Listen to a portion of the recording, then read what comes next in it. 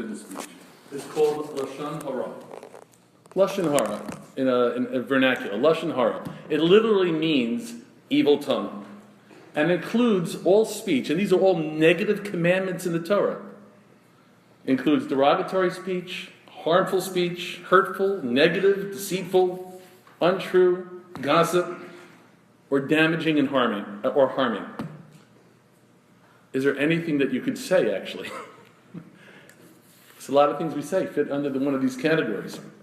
Now, the Torah prohibits this type of speech, just as it does when it tells a Jew, how to keep the Shabbat, or keep the laws of kosher, or business laws. There's nothing less strong in the Torah in terms of a commandment from God than how you speak. And you just wouldn't think that that's what religion is all about. How you speak is just as important as anything else in the Torah. So I've called this, my own term for Lashon Hara is green speech. I think it works a lot better, right? It's a lot easier to understand. Green speech. Why green speech? Because just like in the physical world, where we take ethical responsibility to go green, and we try to get rid of the toxins and the pollutants in our environment, we try to minimize the carbon footprints, so too, let's go green and take ethical responsibility for our words. The words we say, let's get the toxins and pollutants, let's rid them out of our mouths, and minimize the vocal imprints we leave upon one another. So in addition, another aspect of why I like green speech rather than Lashon Hara, while Lashon Hara is all about negative types of speech, for me, green speech speaks a little more about proactively taking responsibility to use our words within our relationships and our families and schools, organizations and businesses that results. We're trying to build a world with our words, a world of love, a world of peace, a world of unity, to create a world that we are all seeking to live in. And that is our responsibility with the gift of speech. So before we go through the handout and discuss the basics of the laws of speech in the Torah, I'd like to share the Torah's perspective on the importance and priority and the imperative about speech. Just how important is speech in the Jewish Torah and why? So as many of you probably know in here, the most fundamental aspect of the Jewish religion in serving God is a construct named the 613 mitzvahs. 613 commandments. Do's and don'ts. There's 248 do's, positive commandments.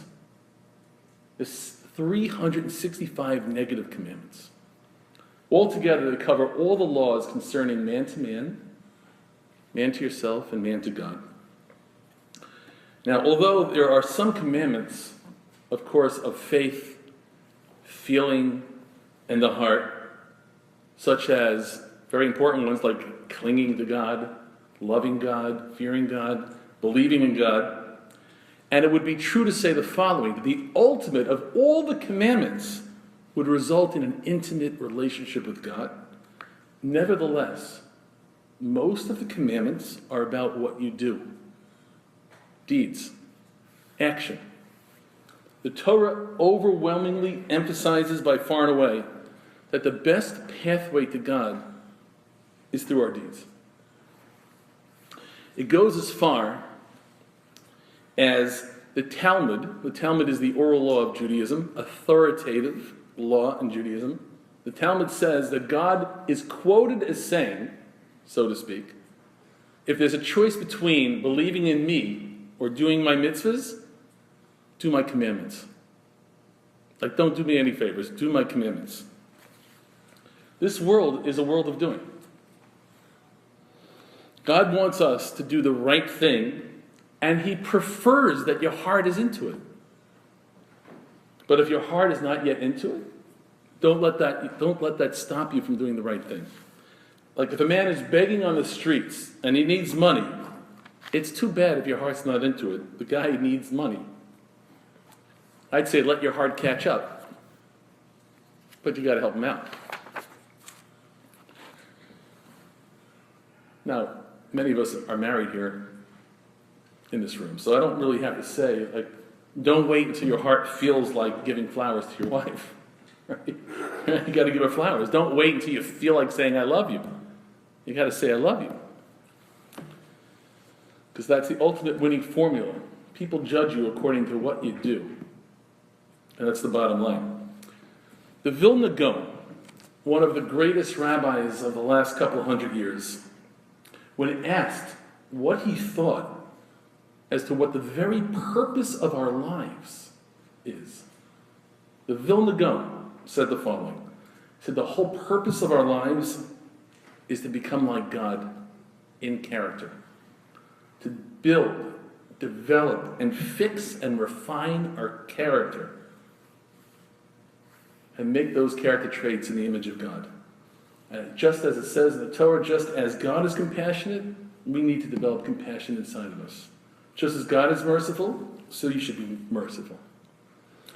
God gave each one of us a unique, imperfect, and challenged character and an imperfect world for us to have a landscape and a platform to fix ourselves and strive to make ourselves perfect.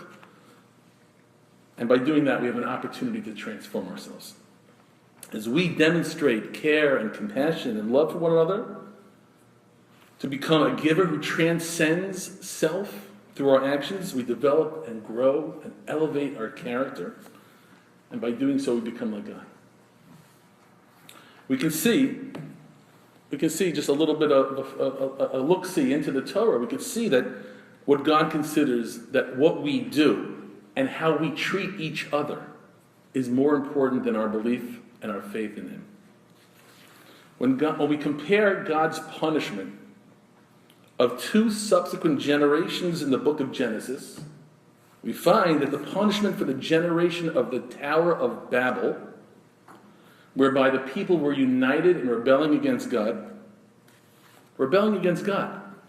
and built a tower up to the sky so they could fight with God, that generation was punished with a mere dispersal. God scattered the people into many nations, into different languages, as we have today. That's the story, the origin of why there are many nations, different languages. That was the punishment for rebelling against God. But when man was sinning egregiously in the generations of Noah, just man against man, God wiped out the whole world. And that shows God's concern, priority, and primacy of how we treat each other. Rebelling against God, scattered across the world, different, mix up the languages. How we treat each other, God wiped out the world. The question is now, in terms of all the ways, all the mitzvahs that we have to treat each other, what would be the most important commandment in the entire Torah? That's an interesting question, right? What would be the most important? Jewish religion has been around 3,300 years, 613 commandments. What's the most important one? So there's a famous story in the Talmud that tells us and illustrates it. So a prospective convert goes to a famous rabbi named Shammai. And the convert is a little bit flippant, a little bit sarcastic, and he tries to push Shammai's buttons and says, Rabbi, please convert me as I stand on one leg. And Shammai says, get out of here. Like, stop wasting my time. You know? I remember, the convert's like, give me the last 3 words. That used to be with my father. I used to have so much to my father. My father would give me 3 words and go. And this is what this prospective convert. So the convert goes to, prospective convert goes to Hillel the elder, and he says he's a leader of the generation, and he asks him the same thing. And instead of getting annoyed, this is what Hillel said. And this is the secret of the Torah. The secret of our lives. That which is hateful to your brother, don't do. And it's the flip side of love your neighbor as yourself. One is the negative, that which is hateful, don't do. That's where you start. Stop bugging the people around you. You know something? That which is hateful to them, don't do. Love your neighbor as yourself. And then Hillel says something that's so deep. He says the rest of the Torah, the 612 mitzvahs, is a commentary of how to fulfill the mitzvah of love your neighbor as yourself in the best way. It's all about love. Love your neighbor as yourself. Love is what life is all about. It's about creating a world of acceptance, respect, love for one another, seeing others as an expression of the divine, complete identification with one another. I am you, you are me. We are brothers, truly.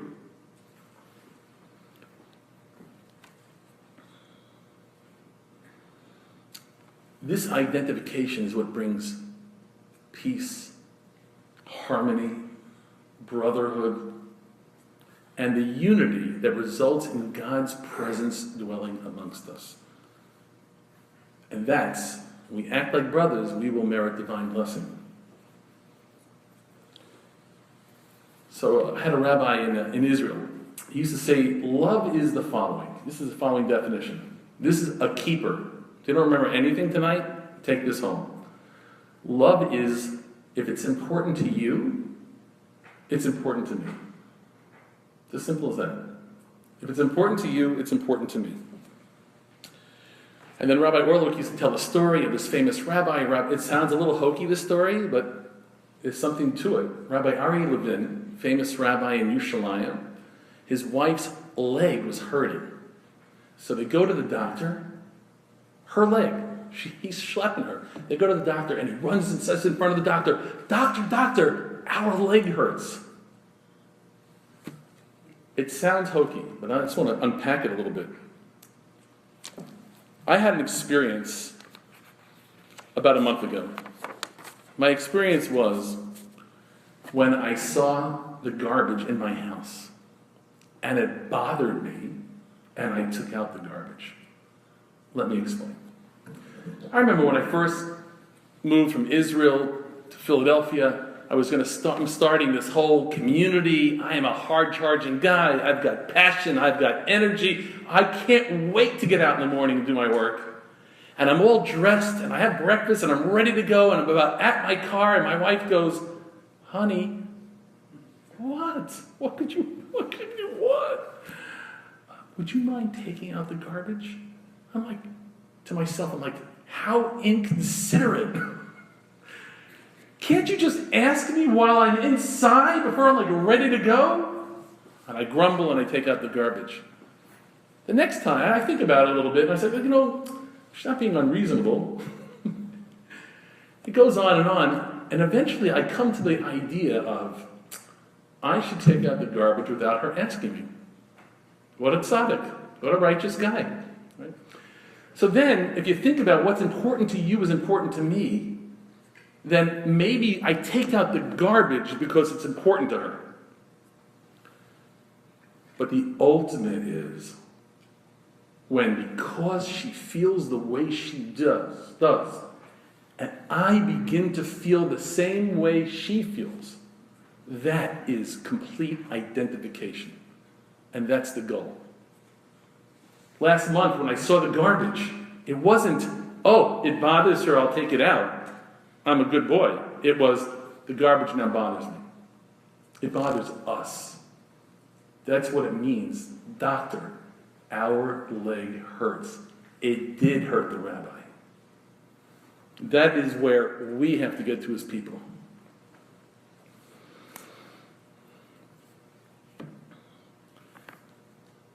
And when we are united, intuitively we realize nothing can stop us. We can accomplish anything and create the world of our dreams. It's what God wants for us. It's what God wants from us. It is that unity that humanity had displayed when they rebelled at the Tower of Babel. When they rebelled against God at the Tower of Babel, Why was it a mere dispersal, a mere scattering? God loved the unity. Even though the unity was against him, God loved the unity. When you're united, you can't break it. Can't defeat it. It was that very same unity that the Jewish people displayed and merited when we received the holy divine Torah from God on Mount Sinai. The Torah describes the way we encamped around the mountain. It's a famous line in the Torah. It says, we encamped one man, one heart. 3 million people, one man, one heart. United purpose. And we received and merited the instruction manual for living. We're getting to the speech for a couple minutes.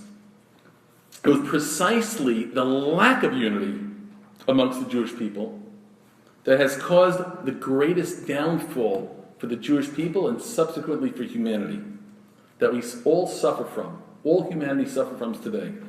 The Talmud teaches us that the second temple, not the one that Solomon built, the second temple that stood for 420 years, was the ultimate place where the Jewish people served God not only for themselves, but for all of humanity. It was a place where God's presence was closest in our lives and in the people and in the world. It was a time where it was more generally understood within the Jewish people, understanding our mission and our destiny to be a light to all nations. And it was all ultimately destroyed by the hand of the Romans in 70 AD. But the Talmud says the Romans couldn't do anything unless there was a deficiency within the Jewish people. What was the cause that led to the destruction of the temple and chased God's presence away? It was a lack of Jewish unity. A lack of unity. Unity is the key. The first temple that Solomon built stood for 410 years. The Talmud gives the reason for that destruction. It was murder, idolatry, and illicit sexual relations. That temple was built 70 years after the destruction. We remedied that. We remedied those sins. But we are still suffering now 2,300 years, or no, 2,000 years after the destruction of the second temple.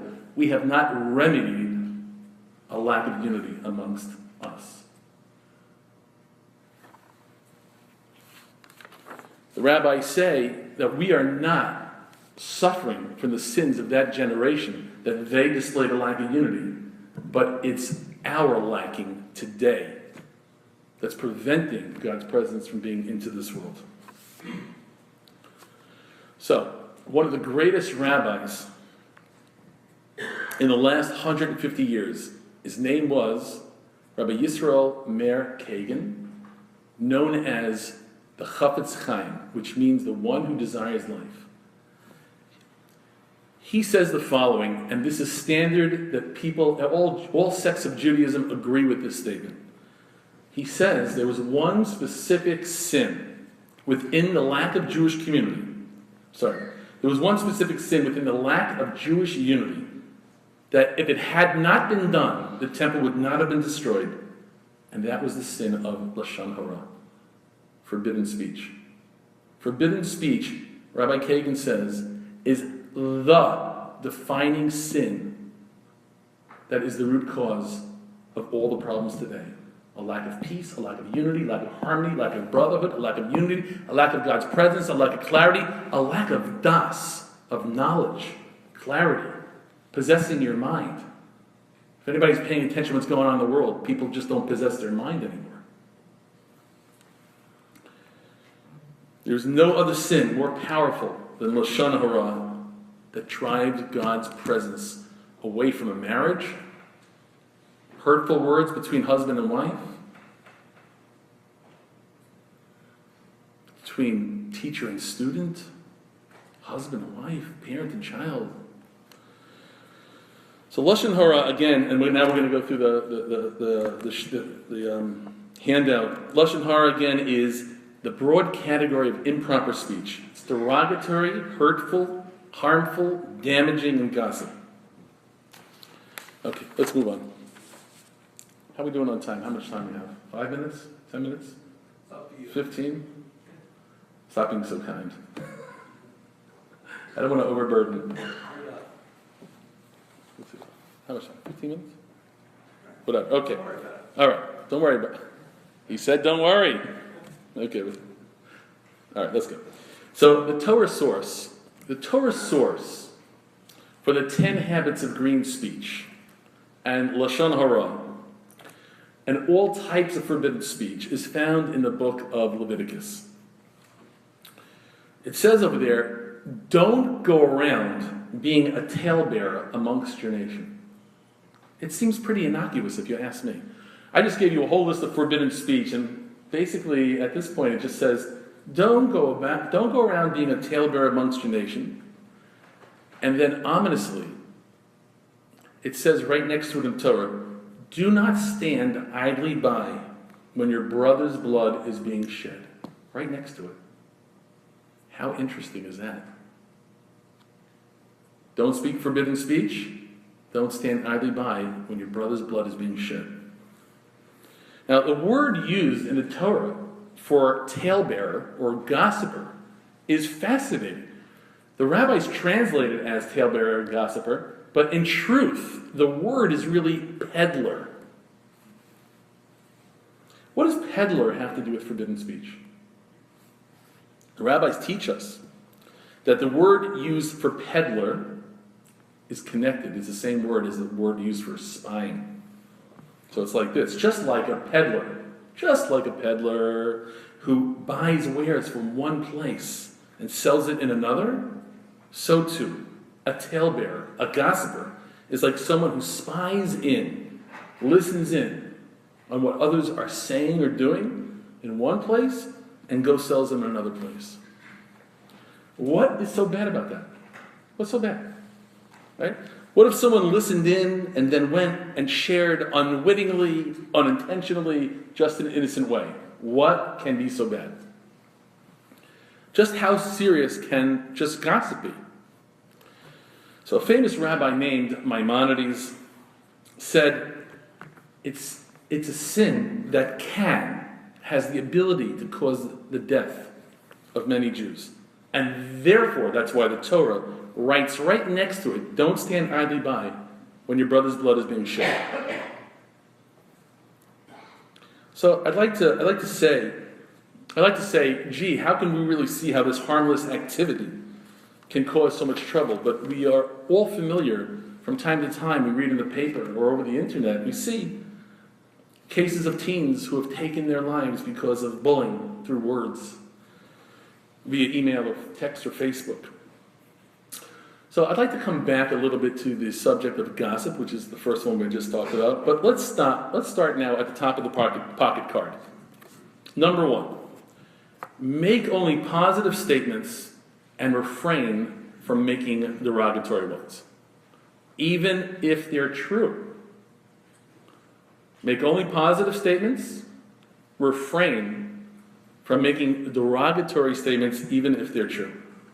Now, although I mentioned that Lashon Hara is the overall concept of the whole category of forbidden speech, that term, Lashon Hara, is also borrowed for a specific type of forbidden speech also. In this case, Lashon Hara is saying something derogatory, even if it's true. Lashon Hara also is saying a statement or words that causes harm or damage. But number 1 is about derogatory. So, even if it's true, Rabbi? Yes, Billy, even if it's true. Amazing. Yep, saying Billy is a slob, and Billy is. You can't say that. It's Lashon Hara. You can't use it as an excuse. But it's true. You can't use it as an excuse. If Bonnie turns to Lynn and says, isn't Mary a bad dresser? What an ugly dress she bought. And it's ugly.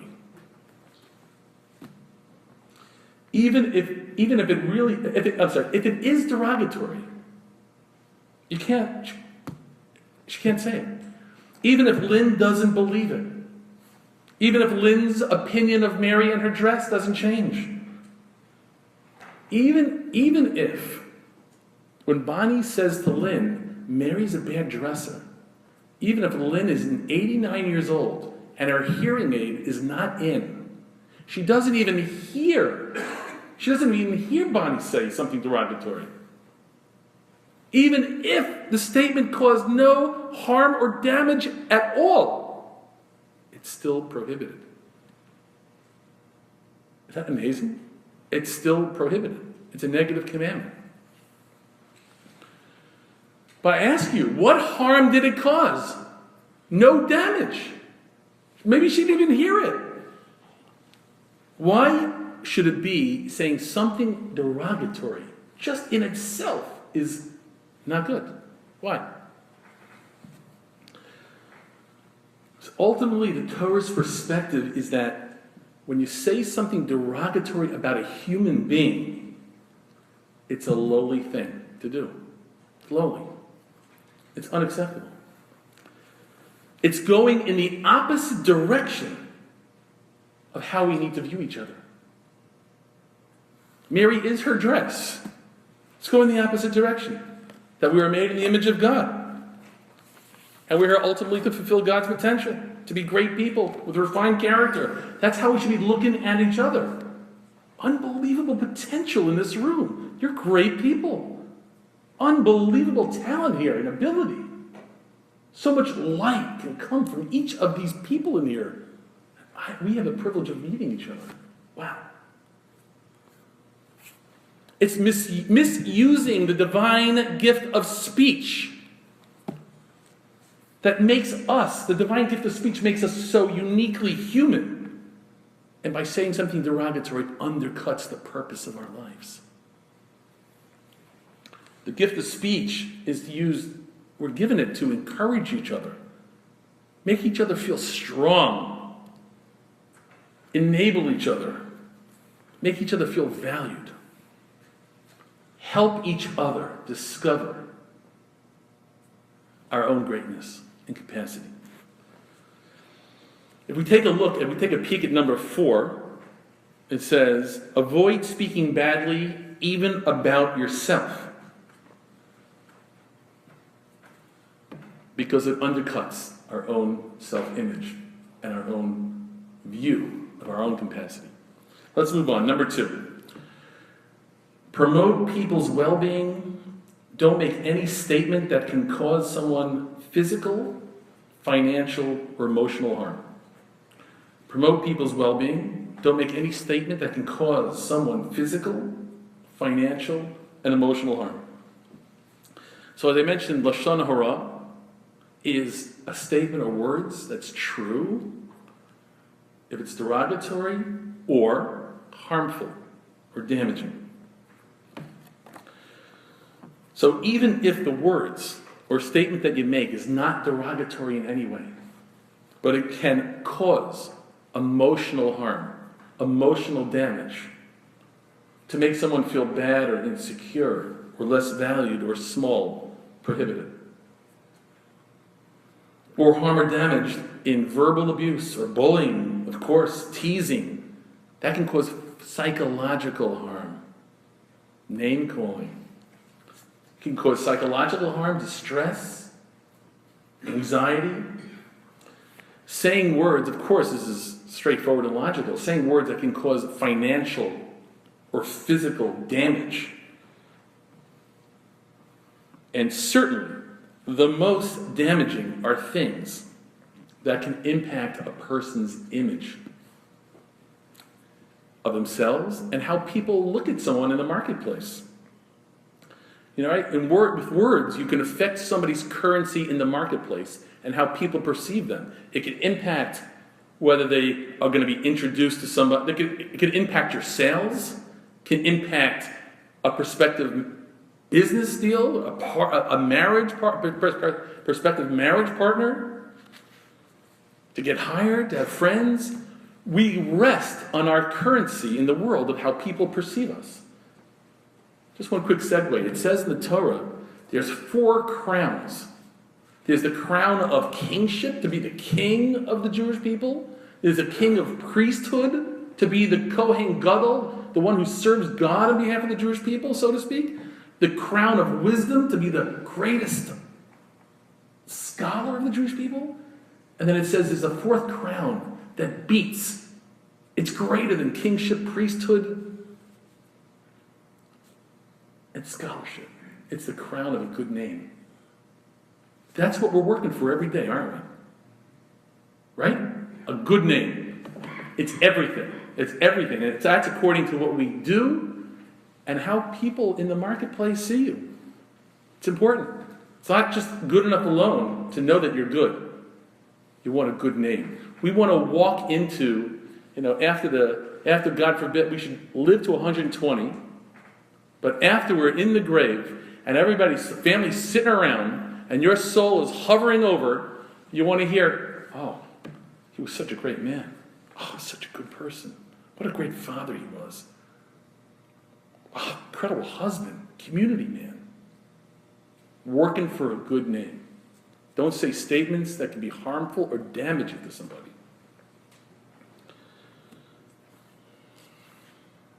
Now, you can say, if you do talk about somebody, if the person can't figure out who you're talking about, that could work. You could do that. But if the person can figure out who you're talking about, it's not good. Okay, number 3.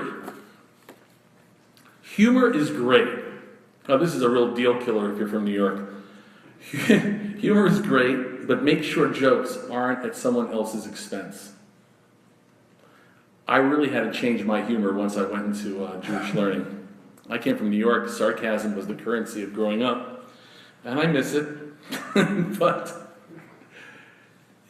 my wife and I agreed very early on in the marriage, no jokes. And we laugh a lot, no jokes. There's no like, honey, I was just kidding. No.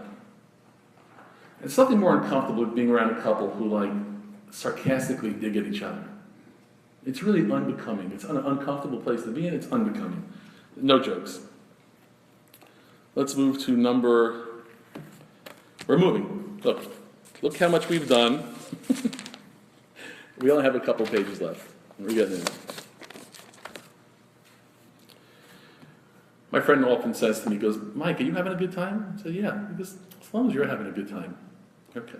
I'm having a good time. I hope you're enjoying it. All right, let's see.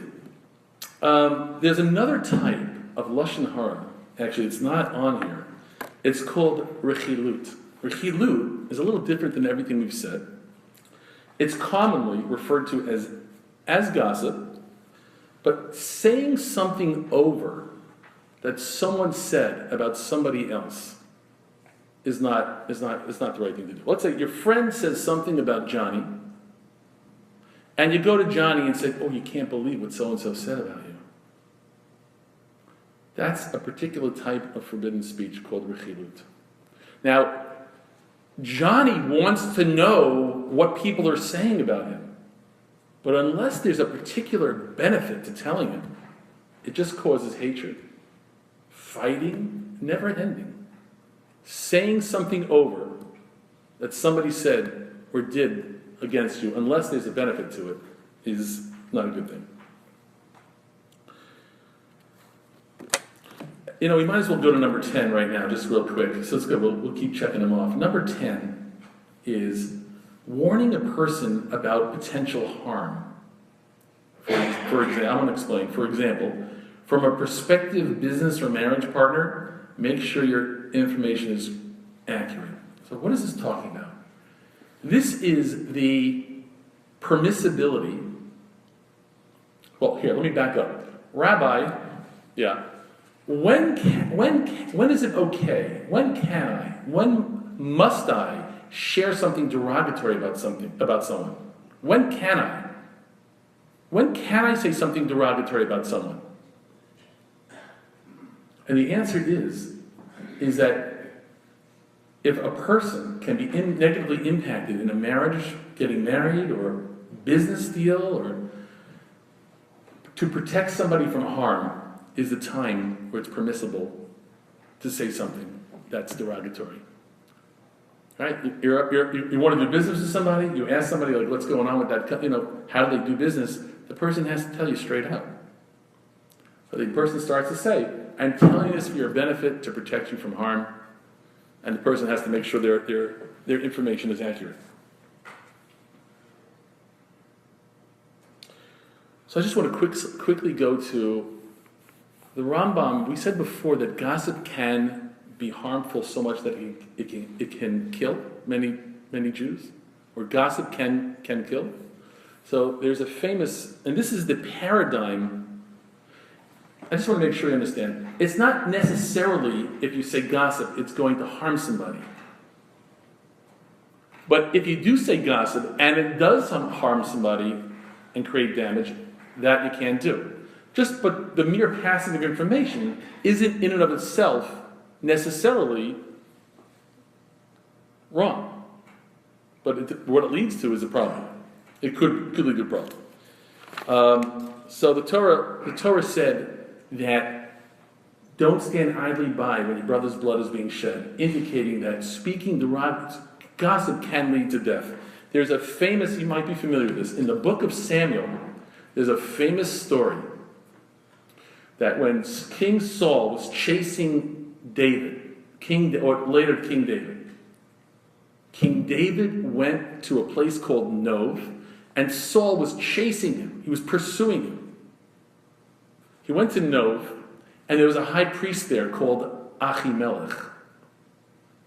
Ahimelech had no idea that Saul was chasing David and pursuing him because he felt David was trying to take away his kingship from him.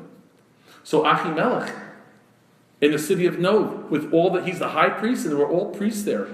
They were like, "Oh, David, nice to see you. Here's food for your troops. Here's weapons." Just one problem. King Saul's right-hand person, Doeg, was there. Like, OMG. So, Doeg, at least as it says in the book of Samuel, he doesn't necessarily put two and two together what's going on. He goes back and innocently shares with King Saul what he saw.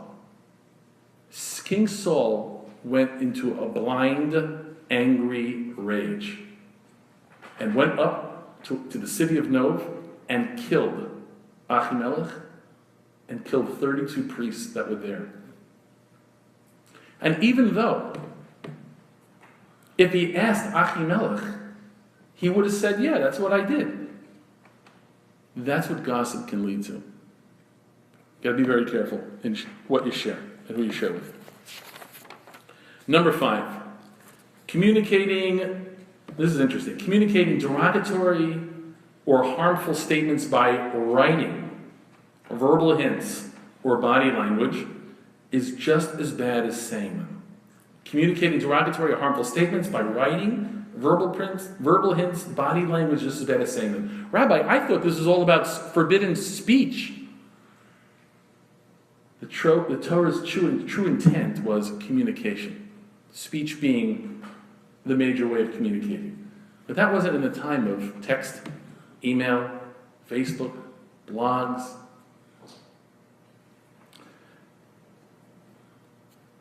And we realize that when you're speaking to somebody, you see their verbal language is that it's just as bad as saying it. That's number 5.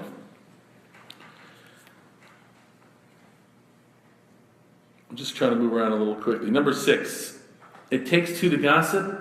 Don't listen. Change the topic or walk away. There's a separate negative commandment just to listen to someone speaking derogatory speech or harmful speech. Just to listen. Because your listening is enabling in some way or encouraging in some way. It's very uncomfortable, by the way. Once you decide, a person decides for themselves, I don't want to listen to this type of speech, it's not comfortable when that's how your friend expresses themselves.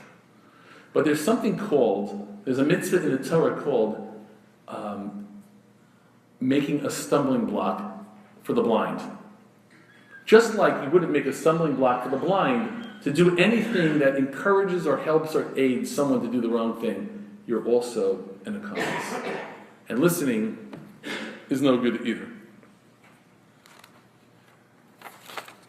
All right, we're just getting there right along. Number 7, give others the benefit of the doubt.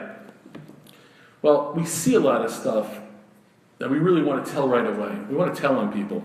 We want to blame people. We want to tell on people. The best way to prevent yourself to try to look at a situation with an even head is to give the benefit of the doubt. You see something, like there is a very famous story in the Jewish world. These 2 boys in Brooklyn saw this rabbi eating at a not kosher eatery at a McDonald's. And he was eating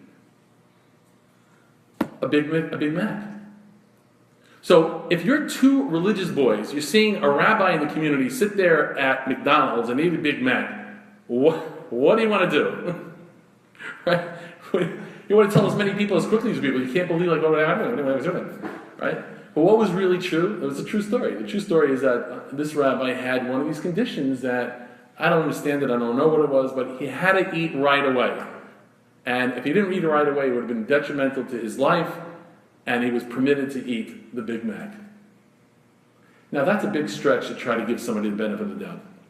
But very often in our lives, we're just missing a piece of information. Our mind doesn't see the whole thing. I was once time at a Knicks game, actually San Antonio Knicks, Game 3, championship, a little while ago when the Knicks were there against San Antonio. David Robinson was still playing for San Antonio.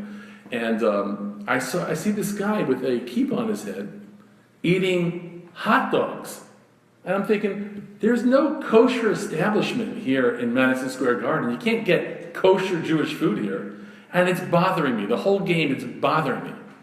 I'm trying to concentrate on the game, but all I can look at is the guy is sitting there. He's got a kippah on his head. He's eating not kosher hot dogs. Wow.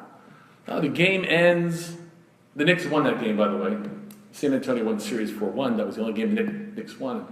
Sprewell had a great game. Anyway, a Knicks fan, appreciate that. But if you're a Philly fan, it's too bad.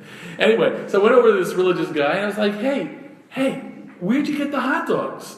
And I'm like ready to pounce on him. He says, I brought them from home. Oh. You know, you miss information. You know, you want to tell it so quickly. You want to tell somebody. Really, this last story, or this last one of these, benefit of the doubt, and then we'll move on and we'll finish up. I was at, one of my best friends is twins, and he was getting married, and I brought this guy with me. So we're there, and the guy with me is knowing the guy who gets married, but he doesn't know he has a twin brother. So my friend who's getting married to my best friend, he's really preoccupied, and I bring this fella, it was Bob Kovacs was his name, and Bob says hello to my friend who's getting married, and the guy who's getting married was so preoccupied, he wasn't so friendly. And so my friend next to me is a very special guy. He was saying out loud, he says, I can't believe that our good friend is getting married. He was so not happy to see me, and so nonplussed, and so, I don't understand. Maybe he has a twin. I said, Bob, he does have a twin. How did you know? You can get really good at judging favorably, and sometimes when you really go out of your way to judge favorably, you get it right. It's a very important tool in the arsenal. Number 8. Get ready for a joke. Refrain from conveying negative stereotypes or information about a group of people or organization. I'm going to repeat that again. Refrain from conveying negative stereotypes or information about a group of people or organization. Well, that is really difficult if you're conservative and you see what's going on in the world today. That was a joke, friends. Okay, thank you. That's what we were talking about on the way up here. But I'm imagining people were pretty conservative crowd, right? Maybe. Who knows? Okay. Now what? A good mix? I take it back. Rabbi, you're going against your... Okay. It was just a joke. There are no jokes. Gosh. Okay, I think that's... Let's see. I was just going to wrap up with just some thoughts from my heart here. I do want to tell you that, they could have made a whole separate class on all the statements in the Torah that say how bad it is to speak Lashon Hara, derogatory and harmful speech. Just a couple is that it's compared to denial of God. I'm not going to go on. So, by the way, the last thing also, there's this thing of calling a dust of Lashon Hara when you don't say something exactly derogatory, but it kind of like it could lead somebody else to say something derogatory. Like if you compliment one friend in front of another friend, and that other friend is insecure, he's liable to say, "No, he's not that good." Gotta be careful. Okay, so what we discussed tonight is the Torah's imperative of how we use our words and speech. And it's as much as not only refraining from negative speech, but it's what are we using the gift of speech for? Right? Our gift of speech was given to us. It's what makes you man. The gift of speech, I don't know if you know this, the gift of speech, according to Jewish tradition, is rooted in your soul, in your divine soul. And it's your divine soul that makes you different than an animal. And speech is part of that. Speech is our only way out to create a world of love, respect, and unity. And God willing, if we all get good at that, we will bring divine presence down and have the world of our dreams, one of peace and brotherhood. Thank you for your time tonight. Appreciate it.